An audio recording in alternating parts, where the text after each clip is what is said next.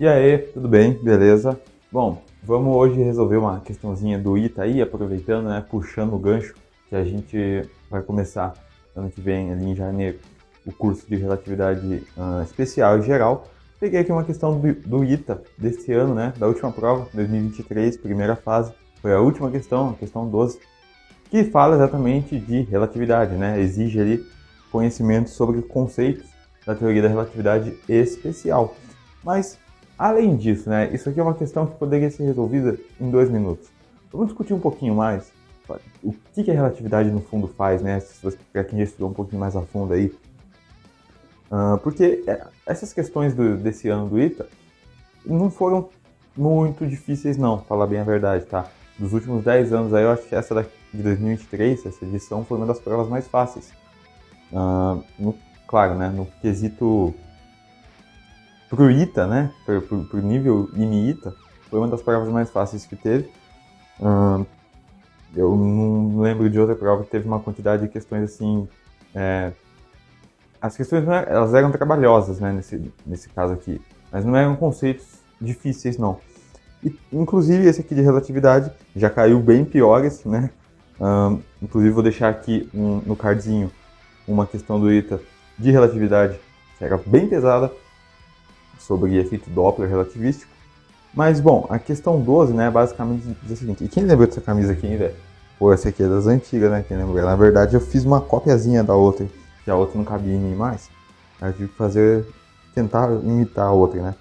Não ficou exatamente igual, mas ficou bom. Tudo à mão aqui, ó. Bom, vamos para a questão, então. Questão 12, né? A última questão, como eu falei, da prova, enfim, objetiva, né? Questões objetivas. A todo instante, raios cósmicos atingem a atmosfera terrestre e colidem com núcleos atômicos. Está aí na tela a questão. Dessas interações é formada uma cascata de partículas que permeia nossa atmosfera. Muitas dessas partículas são instáveis, o que significa que após um determinado intervalo de tempo, que a gente chama de tempo de meia-vida, né, elas decaem, ou seja, o tempo de meia-vida de uma partícula é o tempo que ela...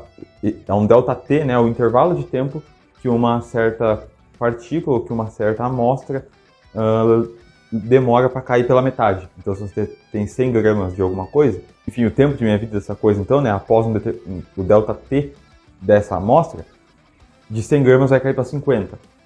Após mais um ΔT de meia-vida, de 50 vai cair para 25, de 25 para 12,5, e assim vai caindo. E nesse caso aqui, olha o que ele fala para a gente. Seja um muon, que é uma partícula, criado a uma altitude de 100 km, com relação à superfície da Terra, né, claro, e que se movimenta com uma velocidade vertical em direção ao solo de 99,9% da velocidade da luz, ou 0,9999 c. Sabendo que seu tempo de meia-vida em repouso é de 2,2 microsegundo, a mínima altitude que essa partícula atinge aproximadamente é D. Tem aqui A, B, C, D e E. Bom, cara, vamos pegar os dados aqui que ele deu pra gente, então, né? Primeiro, ele contou uma historinha lá, que é verdade, a todo instante. Tem raios cósmicos chegando do Sol, então aqui está o nosso queridíssimo Sol, aqui está a nossa queridíssima Terra, bem desproporcional. Quando esses raios cósmicos atingem a superfície da Terra, principalmente no polo, tá, que acontece aquelas auroras, você tem um monte de partículas ali se chocando. Nessa colisão, a energia é tão grande, né, porque as partículas elas estão com velocidades tão altas, que quando um raio cósmico atinge um núcleo atômico, né, a energia gera outra partícula. Nesse caso aqui, gerou pra gente um muon, né? Eu vou chamar de M com índicezinho assim, tá? É o meson-mi, muita gente chama também, né? Meson-mi ou muon é a mesma partícula. Vou colocar aqui, ó. Muon. Opa. Muon. E aí? Bom, o tempo de meia-vida do muon é de 2,2 microsegundo. Cara, isso aqui, micro, né? 10 a menos 6, então isso aqui é 2,2 vezes 10 a menos 6 segundos. É muito curto esse intervalo de tempo, né? É um intervalo... Eu poderia colocar um ΔT aqui, né? Que é um intervalo de tempo do muon. Vou colocar um mizinho aqui em cima do muon. Beleza? Bom, então ele é criado a uma altura de 100 metros com relação à Terra. H igual a 100 metros, não, quilômetros, perdão, com relação à superfície da Terra. E ele cai, né, com uma velocidade constante, ou seja, ele é um referencial inercial, com uma velocidade, vou chamar de V índice μ, velocidade do muon, de 0,9999C. Que barulho infernal. Beleza? É isso. Então isso aqui é o que a gente tem de dados, né? Ok. Ele quer saber a altura mínima. Qual é a altura mínima que esse cara atinge com relação à superfície da Terra? Altura mínima.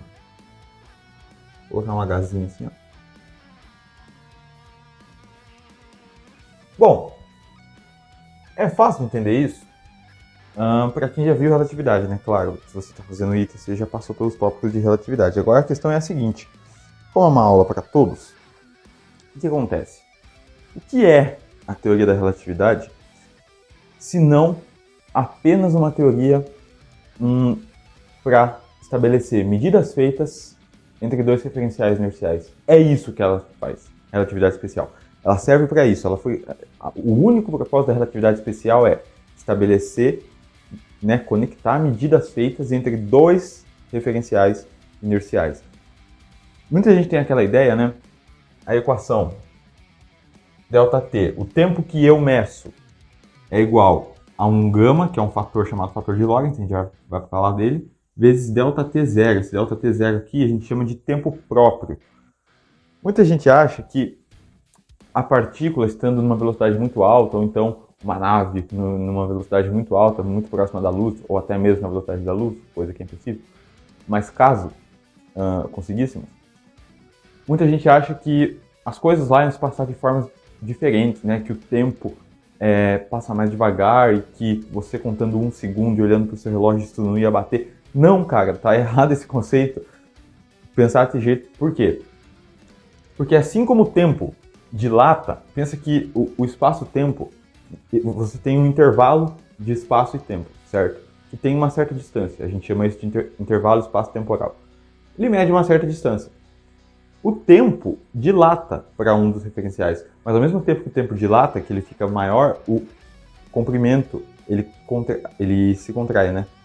Ou seja, volta a ser a mesma coisa. Então, o cara que está na nave com uma velocidade muito alta, ou a partícula que está com uma velocidade muito alta, não está acontecendo nada demais para ela, porque ela é um referencial inercial, as leis da física lá são as mesmas, então não está acontecendo nada demais, ele nem sabe que ele está nessa velocidade.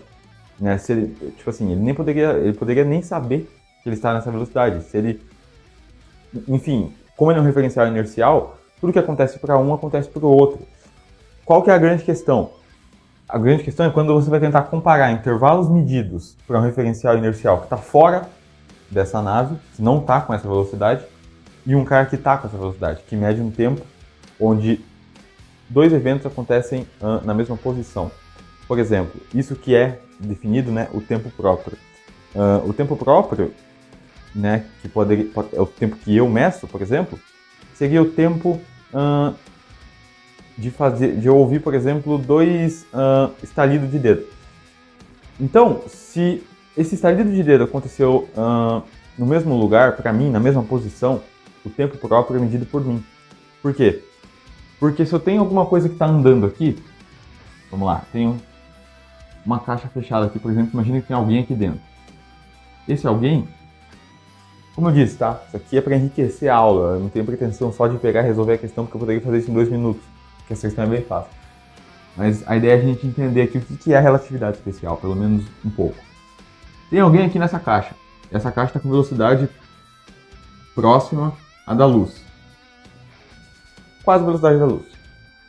Bom, e eu tô aqui fora, olha só, eu não. Tem uma pessoa aqui que eu vou chamar de A e eu sou a pessoa B. Eu estou observando tudo aqui de fora, tudo bem? Aqui estou eu. O tempo próprio, vamos supor que tem uma bolinha aqui. Essa bolinha cai aqui, ela sobe, certo? Ela sobe e depois ela vai cair de novo, certo? Eu não tenho como redesenhar aqui, por quê? Porque para quem está dentro da caixa, a bolinha cair, subir e cair de novo, vai acontecer sempre na mesma posição. Por quê? Porque ele é um referencial inercial, ele nem sabe que ele está em repouso.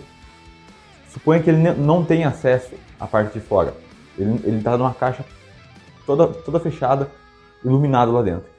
Ele nem sabe que ele está em movimento.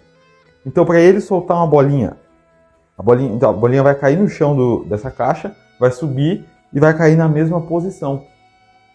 Mas para mim que estou aqui fora, o que vai acontecer é isso daqui. A bolinha está caindo e a caixa está andando. Então, ela faz um tique aqui no chão, ela sobe até a altura, né? Vamos considerar a dissipação de energia aqui, e ela cai de novo.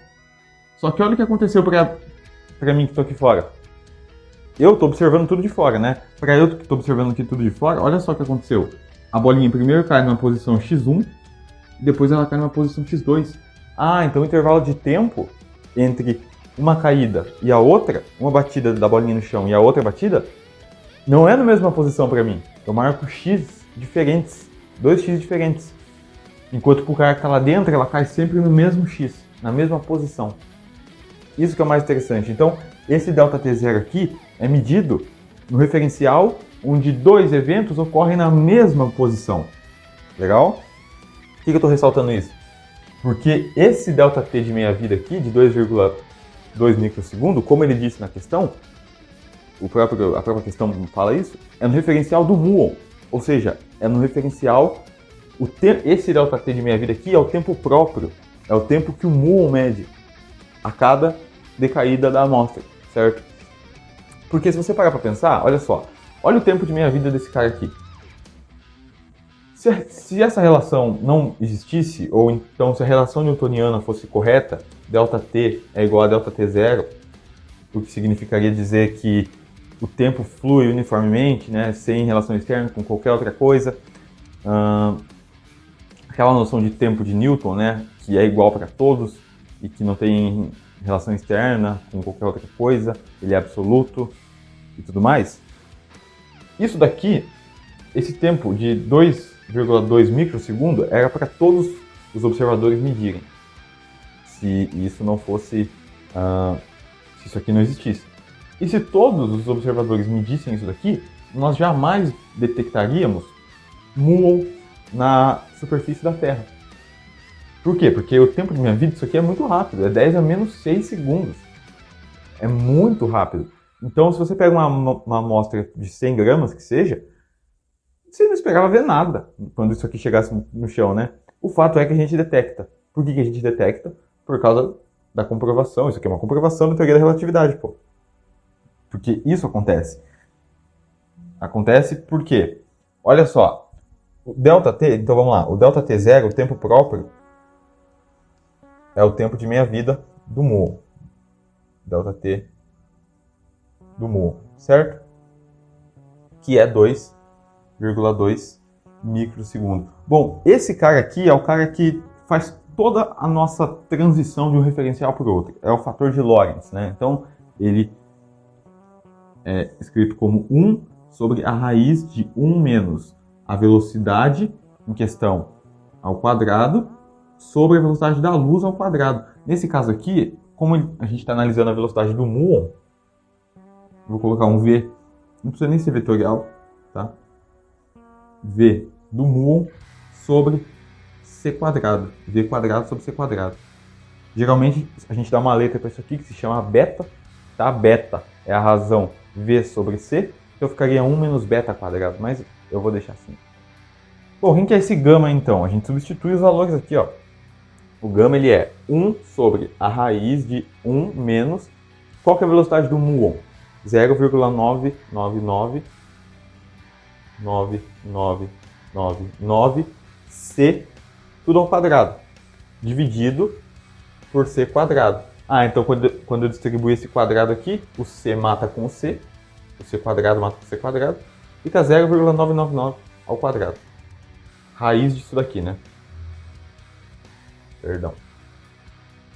Fica a raiz disso daqui. Isso daqui dá aproximadamente, eu tenho marcado aqui,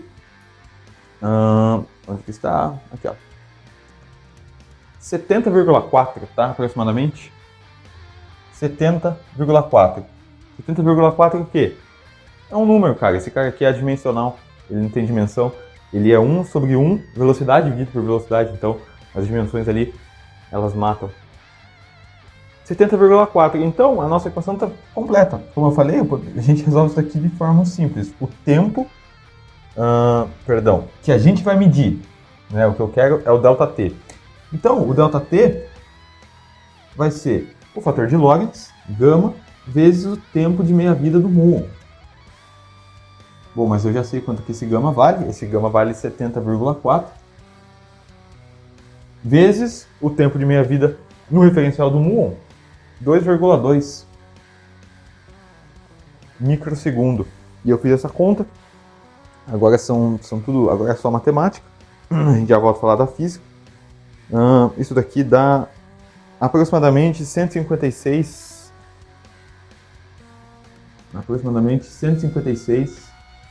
microsegundo, tá? Olha a diferença. No referencial do muon, o muon, né, no referencial do muon, o tempo de meia-vida dele é de 2,2 microsegundo. Olha para o referencial de quem está parado, está em repouso, está vendo o muon cair. O tempo de meia-vida é de 156 microsegundos. Isso daqui é muita diferença, né? Então o fato é que a gente detecta muons na Terra por conta disso, né? Porque o tempo realmente ele foi dilatado. Mas é claro que se o tempo foi dilatado, o espaço foi contraído. Até porque tem essa relação L igual a L0, que seria a distância própria ou o comprimento próprio sobre gama. Então, enquanto um está dilatando por um fator gama, o outro está sendo contraído pelo mesmo fator gama, de modo que a distância espaço-temporal seja sempre fixa, né? Seja sempre a mesma. Então, o que acontece? Para o muon, a distância percorrida vai ser muito menor. Não serão 100 km, certo? Porque ele tem esse tempo de meia-vida aqui, mas como ele tem esse tempo de meia-vida, que é no referencial dele, é um tempo próprio, o espaço vai ser encurtado, digamos assim, vai ser contraído. Então, como que a gente calcula isso? Bom, como é um movimento constante, é a nossa velha relação V igual, eu vou colocar assim, ó, ΔS, que é a distância que ele andou, ΔS é igual a V, no caso, a velocidade do muon, ΔT. O nosso ΔT agora, né? Eu estou medindo a distância que o muon andou, dado o nosso tempo aqui, eu sei que a velocidade dele é essa, beleza. Então, o nosso ΔS vai ser 156, zero. Esse 0,999C aqui, eu vou aproximar para 1, tá? Se lasca. Então, isso aqui é 1 vezes C. O C, se você não sabe, tá lá na folha de... Como que fala? Esqueci, fica lá no topo. Mas o C é uma constante, que é a velocidade da luz, que vale 3 vezes 10 a 8 metros por segundo, tá? É muito rápido. Então, 1 vezes 3 vezes 10 a 8 vai dar 3 vezes 10 a 8 vezes o ΔT, que é 156. 156 vezes microsegundo, né? Ou seja, vezes 10, deixa eu colocar aqui, ó, vezes 10 a menos 2, a menos 6, perdão, a menos 6. Não sei se dá para ver bem daí, mas enfim. Velocidade da luz, 3 vezes 10 a 8, né? Que é a velocidade do muon, vezes ΔT, o ΔT que a gente calculou aqui, ó, esse mi aqui vale 10 a menos 6, tá? Então é o que eu coloquei ali. Multiplicando 3 por 156, a gente obtém 468, certo? Vou apagar esse desenhozinho que eu fiz aqui. 468, a gente tem que ΔS, é igual a 468 aqui está em metro por segundo, aqui está em segundo, a gente obtém 10 a 8 com 10 a menos 6, 10 a 2. Desculpa. 468 vezes 10 a 2 metros.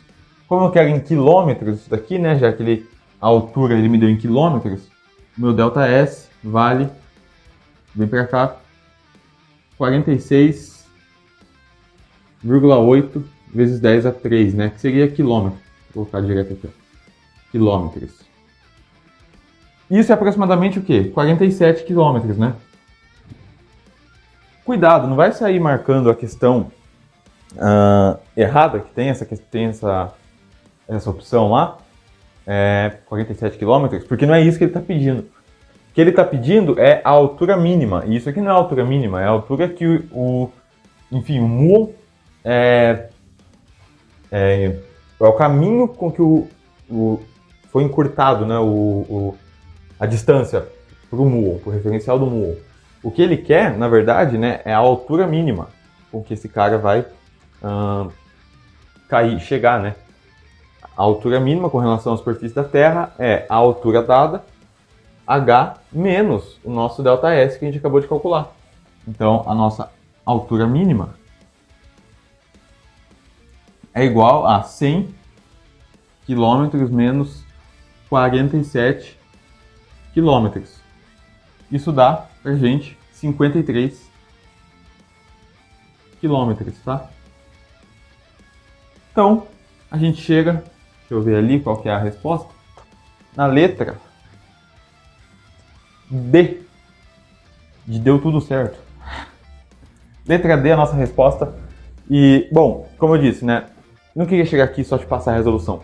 Queria te explicar um pouco o que é a beleza da relatividade, cara. Meu Deus, velho, o que o Einstein estava pensando? Chega a arrepiar. Porque, de fato, intervalos de tempo são diferentes em dois referenciais. Isso não é o mesmo que dizer que o tempo é diferente para dois referenciais. O tempo é uma medida precisa, de instante. ΔT, o intervalo de tempo, não é uma medida precisa de tempo, não é um instante. É um decorrer de tempo. E para o Newton, a gente ficou então aí 300 anos com a mecânica newtoniana em pé, afirmando que, não, o tempo, o intervalo de tempo, né, decorrido para um referencial é igual para todos, independente de sua velocidade, Newton discutia no princípio, né? Vai ser muito bonito quando a gente lançar esse curso, cara, porque eu vou pegar o princípio para ler com vocês. E é muito louco quando você coloca o princípio do lado do princípio de Mach, né, que o Mach foi um dos caras que refutou o Newton, ele contestou, na verdade, as ideias do Newton, mas enfim. O Mach fala, o espaço não pode ser absoluto. Na verdade, ele estava contestando o espaço, né? Dessa forma, nem o tempo pode ser absoluto. Porque com altas velocidades, né, como provou o eletromagnetismo de Maxwell depois, ou o eletromagnetismo de Maxwell estava certo, ou as transformações de Galileu estavam certas. Não podia estar os dois certos, porque os dois não casavam. E aí o Einstein abriu mão, é claro, da mecânica newtoniana, não por simplesmente escolha, mas sim porque ele viu uma transformação de coordenadas que deixavam essa teoria, né, o eletromagnetismo, invariante, ou seja, uma descrição que fosse igual para todos os referenciais inerciais. E aí surgiu então a ideia de tempo relativo e espaço relativo. Nada é absoluto. A grande questão é saber interpretar a relatividade especial. Como eu disse, ela não serve para mais nada além de comparar medidas feitas entre dois referenciais inerciais, tá? Tem referenciais inerciais? Sim.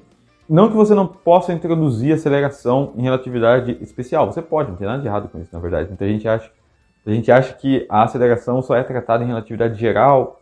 Não é bem isso, tá? Não é bem por aí. É que quando você introduz aceleração na relatividade especial, vai continuar aparecendo forças fictícias, né? No caso, forças inerciais, forças de Coriolis, que são as forças de maré, né? E etc. E essas forças, enfim, elas já tornam uma descrição da física não covariante, não sendo a mesma para todos os referenciais, né? E isso gera um problema que na relatividade geral, sim, não importa qual tipo de coordenada você está usando, não importa qual referencial você seja inercial ou não, sempre você tem uma descrição que atende um princípio de covariância geral. Eu tenho um vídeo só para isso que eu vou deixar na descrição também, caso alguém queira ver. Beleza? Então, foi isso, galera. Questãozinha de relatividade, bem de boa, né? Pra falar a verdade.